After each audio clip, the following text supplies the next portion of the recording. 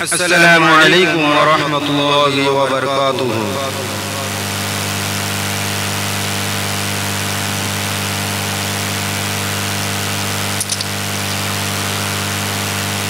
أعوذ بالله من الشيطان الرجيم. بسم الله الرحمن الرحيم. اللهم صل على سيدنا ومولانا محمد وعلى آل سيدنا ومولانا محمد.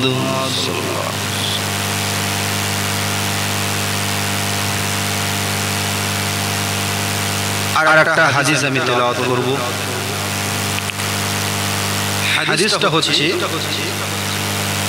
আল মারউ মা'a আন আহাব্বা। হাদিস এর আগে পাঠ করেছি আহিবুল্লাহু লানা লাম্মা আহিবুল্লাহু লাম্মা ইয়াগদুকুম মিন নি'মাতিহি ওয়া আহিবুনি লি হুব্বুল্লাহি ইয়্যাহু। হাদিস যেটা আমি এর আগে বলেছি কতটা মহব্বত করলে কি হবে। প্রতিদিন সকালে মহব্বত আল্লাহ পাক আপনাকে করে থাকি। এখন শুন, এখানে রাসূল পাক সাল্লাল্লাহু আলাইহি সাল্লামের দরবারে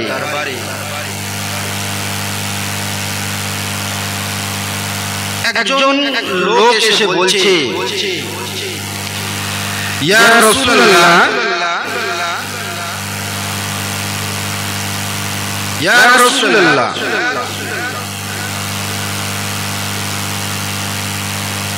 ইয়া আল্লাহর রাসূল, আমি আমার রাসূলকে মহব্বত করি, আমি আমার রাসূলকে ভালোবাসি। রাসূল পাক সাল্লাল্লাহু আলাইহি সাল্লাম সে তার দিকে তাকিয়ে এই কথা বলল, বিপদের জন্য প্রস্তুত হয়ে যাও, তোমার উপরে বিপদ আসবে। দরিদ্রতার জন্য প্রস্তুত থাকো। দরিদ্রতা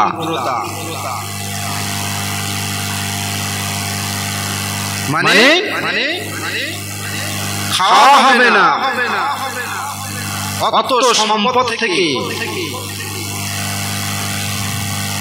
দূরে থাকো, তুমি গরিব হয়ে যাবে। প্রস্তুত হয়ে যাও। পুনরায় আরজ করলো, ওই সেই বান্দা, আমি আল্লাহকে মহব্বত করি।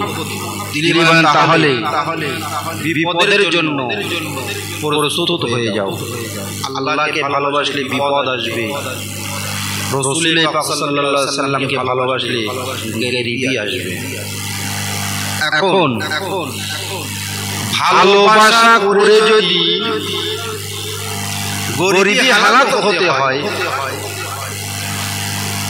ভালোবেসে যদি দরিদ্রতা যদি সম্মুখীন হতে হয়, এই যে দুনিয়ার জমিনে আল্লাযী ওয়াসফি সুদুরিন নাস মিনাল জিন্নাতি ওয়ান নাস, ওয়াসওয়াসা দিতে থাকে শয়তান। শয়তান যে ওয়াসওয়াসা দিচ্ছে, এই যে শয়তানের ওয়াসওয়াসা থেকে কিভাবে আপনি নিরাশ পাবেন।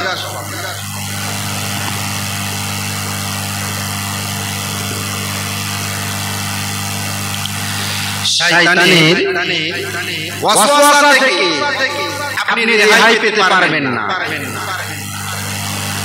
শয়তান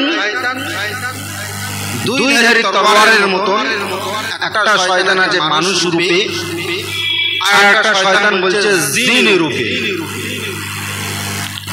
তবে তোমরা জেনে রেখো, সতর্ক থেকো, এই জন্যই বলেছিল ইসলামকে শরিয়তকে শিক্ষা করা ফরজ। যদি আপনি শিক্ষা যদি না করেন তাহলে জেনে রাখবেন আপনাকে ধোঁকা দিতে শয়তানের বেশি কোনো সময় লাগবে না। বিশেষ করে তো মহিলারা অতি শীঘ্রই কিংবা অতি তাড়াতাড়িতে শয়তানের ওয়াসওয়াসার ভিতরে পড়ে যায় এবং শয়তানের ধোঁকার ভিতরে ওরা পড়তে থাকে। পুরুষরা তো আছেই, পুরুষরা তো বলছে পুরুষরা এরা ধোঁকায় পড়ে যায়, বলছে এদের থেকেও বেশি গুনায় পড়ে যায়, লিপ্ত হয়ে যায়, গুনার ভিতরে পড়ে যায়, সেগুলো হচ্ছে মহিলারা। কেন? আমাদের কথা দিয়ে আমাদের কথাবার্তা ঠিক কেমন হয়, এসব সব কিছু থেকে আমরা ঠিকই ভাবে ব্যবহার করি মানুষের সঙ্গে কথাবার্তা।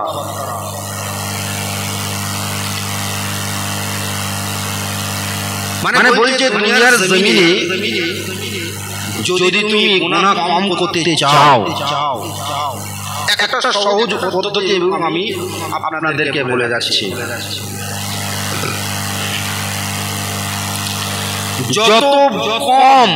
যত বেশি পারবেন কম বলবেন। আপনার জবান থেকে কথা কম বলবেন, তাহলে দেখবেন আপনার গুনাহটা খুব কম হচ্ছে। কেন? যদি আপনার কলবের ভিতরে যদি আপনার মরিচা পড়ে যায়, জং লেগে যায়, তাহলে আপনি আল্লাহকে এবং আল্লাহর রাসূলকে আপনি ভালোবাসতে পারবেন না। আপনার চোখের এবং আপনার কলবের উপরে আবরণ একটা ছায়া পড়ে যায়। যেমন দেখবেন একটা বন্ধ ঘরের ভিতর যদি আপনি 6 মাস তালা মেরে ফেলে রেখে দেন, 6 মাস পরে যে সেই ঘরটাকে যদি আপনি গিয়ে খোলেন, দেখবেন ঘরে একটা ময়লার লেয়ার পড়ে গেছে। এরকম আঙুল টানলে কাঁচের উপরে বোঝা যায় কতটা সেই ঘরের ভিতরে ময়লা পড়ে গেছে। কিন্তু ঘরটা তো বন্ধ ছিল, ঘরটা তো বন্ধ ছিল, ঘরটা তো খোলা ছিল না। কিভাবে ময়লা ঢুকলো, কিভাবে ময়লা পড়লো? ঠিক এইরকম ময়লা, একটা গুনার ময়লা, আবর্জনা, একটা মরিচা, একটা মানে লেয়ার, একটা কাঁচড়ার লেয়ার আপনার কলবের উপরে এবং আপনার চোখের উপরে এরকম একটা লেয়ার পড়ে যাবে। আপনি যতই ইবাদত করেন না কেন, যতই আমল করেন না কেন, আপনার ভালো লাগবে না। আপনি নামাজ পড়ে মজা পাবেন না, আপনি তাসবিহ পড়ে মজা পাবেন, আপনি তাসবিহ পড়ে মহব্বত পাবেন, মানে পার করতে পারবেন না। এমন করে যদি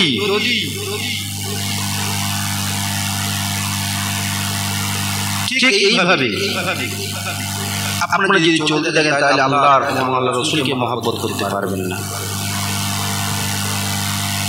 আপনি নিশ্চিন্ত থাকবেন আপনার উপরে আল্লাহর গজব আসবেই, আপনার প্রতি গজব আল্লাহর নাযিল। কিন্তু কিভাবে গজব নাযিল হবে আপনারা চিন্তা করতে পারবেন না, আপনাদের ধারণা থাকবে না যে কোন কারণে, কোন বিষয়, কিসের জন্য এই গজব হচ্ছে, কিসের জন্য আমার এত কষ্ট হচ্ছে, আপনি বুঝেও পারবেন না। আর আল্লাহকে যারা মহব্বত করে, আল্লাহকে যারা ভালোবাসে, একমাত্র বুঝে তারা ঈমানদার। তাদের কোনো চিন্তা নেই, তাদের কোনো ভাবনা নেই, সে মরলেও কি, সে বাঁচলেও কি, আল্লাহর মহব্বত করনে ওয়ালা যখন শেষ প্রান্ত যখন এসে যায়, তার যখন মওত হবে, সে তখন বুঝতে পারে। সে মওতের জন্য খুব বিচলিত হয়ে যায়, মওত যেন তার কাছে আসার জন্য সে যেন পাগল হয়ে যায়। সেই মহব্বত করনে ওয়ালা, সেই দিওয়ানা বলছে কখন মওত হবে আমার, কেননা মওত হয়ে গেলেই সঙ্গে সঙ্গে তার আল্লাহর সঙ্গে তার দিদার হবে এবং রাসূল পাক সাল্লাল্লাহু আলাইহি ওয়াসাল্লামের সাথে তার দিদার হবে। এই দিদারের আশায় আকুল এবং ব্যাকুল হয়ে পড়ে, এদিকে ওদিকে চাওয়াচাওয়ি করতে থাকে, কেন তার মহান প্রভুর সাথে দেখা করবে, মহান রবের সঙ্গে তার সাক্ষাৎ হবে। সাক্ষাতের জন্য সে ব্যতিব্যস্ত হয়ে পড়বে, অতি জজবা এসে যাবে সে আল্লাহ রবের সাথে দেখা করার জন্য, আল্লাহ রাসূলের। আর যারা দুনিয়াকে যারা ভালোবাসতে থাকবে তাদের দেখবেন মওতের সময় চোখগুলো বাড়িয়ে আসে, তাদের হাত পা খিঁচুনি এসে যায়, অতি কষ্ট হয়, প্রস্রাব পায়খানা করে ফেলে। আমরা যেন দুনিয়ার জমিনে আপনি চিন্তা করেন এত পয়সা, এত টাকা, এত ধন সম্পদ আপনি কামাই করেছেন, কিন্তু আপনি মারা যাওয়ার পরে আমরা প্রত্যেকেই একজন একটা মানুষ মুসলিম সমাজে সে কোনো যদি মানুষ থেকে থাকে সে অনেক জানাজা কিন্তু সে জিন্দেগিতে পড়ে থেকেছে। একটা বান্দাকে জিজ্ঞাসা করে দেখুন, কেউ যদি সে কখনো মনে কারো জানাজা পড়তে যায়, জানাজা পড়ার পরে আদায় করে দিচ্ছে, কবরস্থানে যেয়ে কবর দেওয়ার সময় তার কবরের ভিতরে কত কিছু সোনা দানা, কত কিছু টাকা পয়সা, কতটা জমি জায়গা সে সাথে করে নিয়ে যায়, এবং তার সাথে সন্তান সন্তানরাও কি যায়, সে কখনো কোনোদিনই জানে না। বান্দা কিন্তু ততক্ষণ কিন্তু বুঝতে পারে না। এসব দেখেও কিন্তু মানুষের শিক্ষা হয় না। শিক্ষাটা কি হবে? শিক্ষাটা এটাই যে আল্লাহ যে আমি এই যে জানাজা পড়ে এই যে মাটি দিয়ে এসেছি, আজকে যাকে আমি মাটি দিচ্ছি, সে দুনিয়ার জমিনে পুরো কয়েকটা কাপড় ঢেকে নিয়ে খালি তাকে তার এই কবরস্থানে গহীন কবরে তাকে শুইয়ে দিয়ে কয়েক মুঠো মাটি দিয়ে আমরা সকলে বেরিয়ে চলে আসবো, তার পাশে আর কেউ থাকবে না। তাহলে আমরা এই দুনিয়াটা কামাই করছি কিসের জন্য? কোন স্বার্থে আমরা কামাই করছি? আমরা প্রত্যেকেই করি, আমরা সকলেই করি, দুনিয়া দুনিয়া করে আমরা পাগল হয়ে আছি। কিন্তু একটা কথা জেনে রাখবেন, দুনিয়া দুনিয়া করে আমরা যতই পাগল হই না কেন, দুনিয়া কিন্তু কখনো কোনোদিন তোমাকে আপন মনে করবে না। দুনিয়াকে কিন্তু একদিন কিন্তু ছেড়ে তোমাকে চলে যেতে হবে, দুনিয়া কিন্তু তোমাকে ধরে রাখতে পারবে না। দুনিয়া দুনিয়া থেকে যাবে, তোমাকে দুনিয়াকে ছেড়ে দিতে হবে। যে দুনিয়াকে ছেড়ে দিতে হবে সেই দুনিয়ার জন্য এত কিছু করতে হবে, এত কিছু করার জন্য আমরা আজ কত না কিছু করতে থাকি। এই জন্য গুনাহ, এখানেও সবরের ব্যাপার আছে। এখানে বলছে সবর করো, কেন সবরের নিয়ামত আল্লাহ পাক অনেক দিয়েছেন। কেন সবর সকলে করতে পারে না, সবর করা সকলের দ্বারা সম্ভব নয়। সবর খালি এই জন্যই নয়, সবর বহু কাজে সবর করা। আপনার শরীর অসুস্থ হয়ে গেছে, আপনি বিমার হয়ে গেছেন, আপনার কাছে টাকা পয়সা নেই, আপনি সবর করুন। আপনি অসুস্থ হয়ে পড়েছেন, আপনি সবর করুন। আল্লাহর উপর তাওয়াক্কুল রাখুন। আপনার পয়সার প্রয়োজন, অর্থের প্রয়োজন, আপনার কাছে অর্থ নেই, পয়সাও নেই, আপনি অসহায় হয়ে গেছেন, আপনি তাওয়াক্কুল আল্লাহর প্রতি করেন, ভরসা রাখেন, বিশ্বাস রাখেন। যদি আপনি অটুট বিশ্বাস রাখেন, আপনাকে একদিন না একদিন আপনাকে সেই কাজ থেকে আল্লাহ পাক আপনাকে উদ্ধার করবেনই করবেন। একটা কথা জেনে, সেই কাজ থেকে আল্লাহ পাক আপনাকে উদ্ধার করবেন। আল্লাহ পাক আপনাকে কখনো কোনোদিনের জন্য বেইজ্জতি করবেন না। যে আল্লাহকে ভালোবাসে সে কখনো আল্লাহ পাক তাকে বেইজ্জতি করতে পারে না। আমরা 50-50 হয়ে কেউ কোনো 90-50, 90%, 10%, 50% এইরকম মানে পার্সেন্টেজ মহব্বত আর ভালোবাসা গেছে। 100% আমরা কখনো আল্লাহ এবং আল্লাহ রসুলকে ভালোবাসতে পারিনি। যারা ভালোবেসেছিল তাদের আজকের জামানায় তাদেরই টাঙ্কা, আজকের জামানায় তাদেরই কথা হয়, তাদেরই বাবা, তাদেরই সব কিছু করা হয়। ধৈর্য, এই যে সবর কিভাবে করবেন? সর্বকাজে আপনাকে সবর করতেই হবে। সবর করলেই আপনি কামিয়াব। আমি এবং আপনারা সকলে, আমরা সকলেই কামিয়াব হব ইনশাআল্লাহ।